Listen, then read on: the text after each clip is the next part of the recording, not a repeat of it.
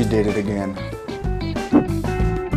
Presenting a delightful 3-bedroom, 1.5 bathroom home set in a cul-de-sac in the city of Pinole and first time on the market since 1962. This inviting property with 1,329 square feet of living space on a generous 7,700 plus square foot lot is the perfect blend of charm and functionality. Here is 335 Leroy Avenue.